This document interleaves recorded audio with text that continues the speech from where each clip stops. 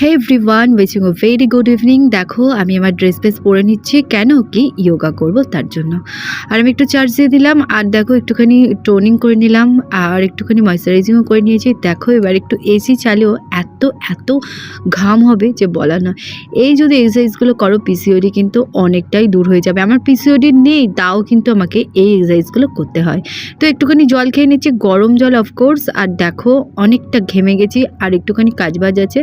দেখো এই ঘরদোর যেহেতু হচ্ছে আর কি, বাড়ি হচ্ছে ওপরে আর কি, ঘর হচ্ছে সরি।